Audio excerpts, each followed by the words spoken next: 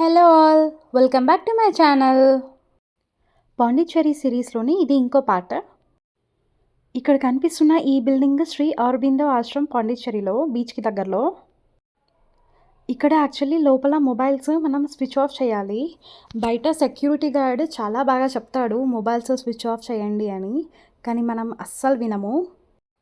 ఏమవుతుందిలే mobile సైలెంట్‌లో ఉంది కదా! ఎవరు అడుగుతారు అనుకుంటాం. కానీ లోపల ఎంటర్ అయ్యాక ఇద్దరుంటారు. మొబైల్ ఖచ్చితంగా తీసి స్విచ్ ఆఫ్ చేయాల్సిందే.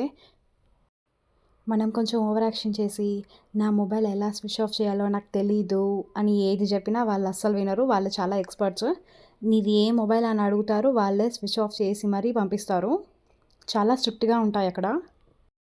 లోపలికి వెళ్ళాక అక్కడ సమాధి దగ్గర అందరు మొక్కుతారు. మొక్కాక చాలామంది అక్కడే కూర్చొని మెడిటేషన్ చేస్తూ ఉంటారు. చాలా సైలెంట్‌గా ఉంటుంది. అసలు కనీసం మాట్లాడనివ్వరు. నాలాంటి వాళ్ళైతే అంత సైలెన్స్‌లో అస్సలు ఎక్కువసేపు ఉండలేము. నేను తొందరగా బయటికొచ్చేసాను.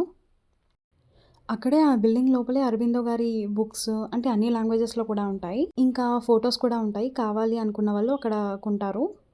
నేనిక్కడ ఇంకొకటి అబ్జర్వ్ చేసింది ఏంటంటే, ఫారినర్స్ మంచిగా మన ఇండియన్ ట్రెడిషన్‌లో డ్రెస్సింగ్ చేసుకుంటే, మన ఇండియా వాళ్ళు బీచ్ దగ్గరికి వెళ్ళాము ఇంకా హైఫై ఉండాలని చెప్పి ఫారెన్ కల్చర్ పాటిస్తారు.